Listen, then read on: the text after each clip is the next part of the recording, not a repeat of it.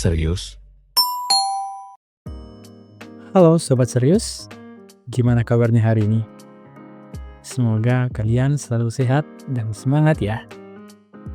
Kembali lagi di channel Serius, tempat kita ngobrolin tren terbaru dengan pandangan yang lebih dalam. Kali ini kita bakal bahas sesuatu yang lagi viral di media sosial.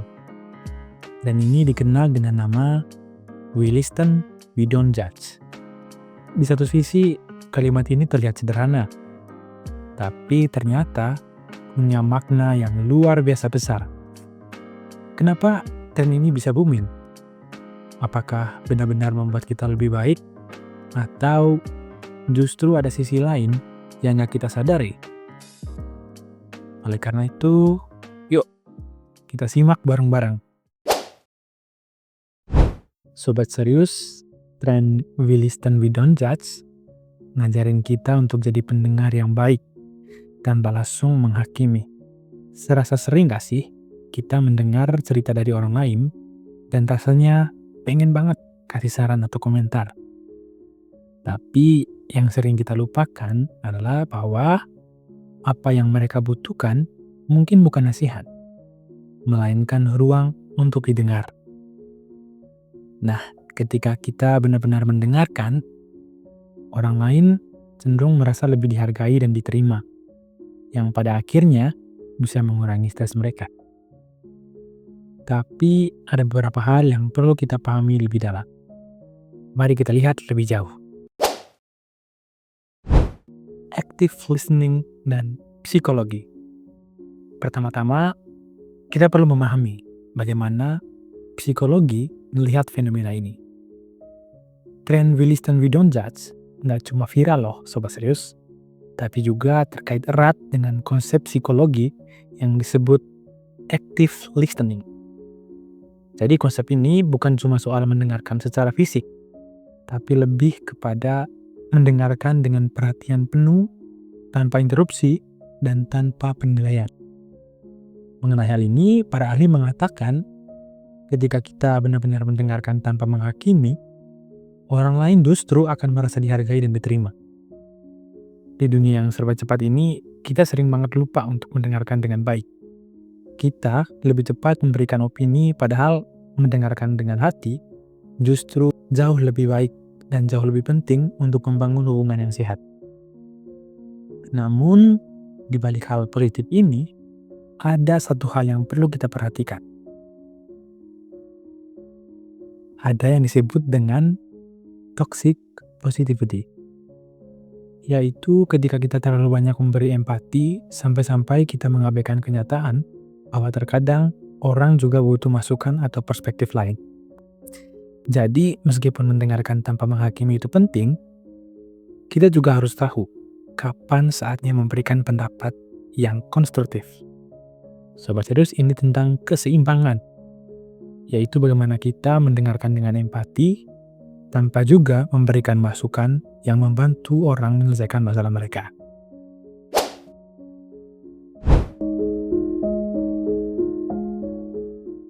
Dalam upaya kita untuk mencapai keseimbangan tersebut, ada konsep filsafat yang perlu kita pertimbangkan.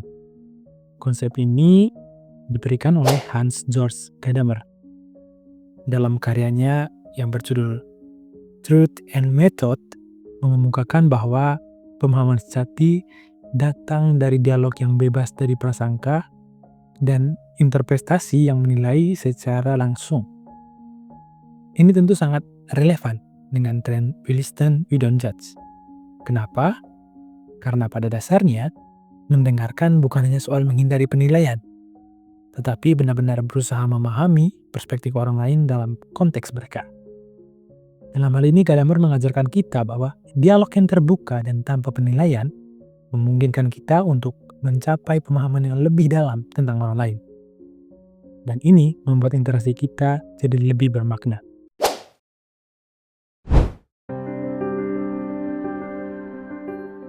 Namun, Sobat Serius, di tengah tren mendengarkan tanpa menghakimi ini, ada satu fenomena yang tidak bisa kita lepaskan begitu saja, yaitu cancel culture. Di media sosial, banyak orang sekarang merasa takut untuk menyuarakan pendapat mereka karena khawatir dihujat atau diboikot. Fenomena ini mencerminkan dilema moral yang cukup kompleks, Sobat Serius. Apakah lebih baik diam demi menjaga harmoni, ataukah berbicara dan menghadapi resiko?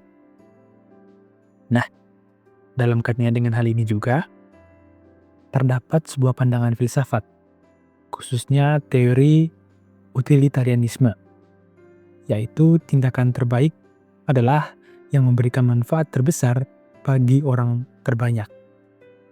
Tapi yang menjadi pertanyaannya, bagaimana kalau diam malah membuat masalah berlarut-larut dan tidak pernah diselesaikan? Nah, ini adalah salah satu tantangan besar dalam berkomunikasi di era digital yang penuh dengan ketekanan.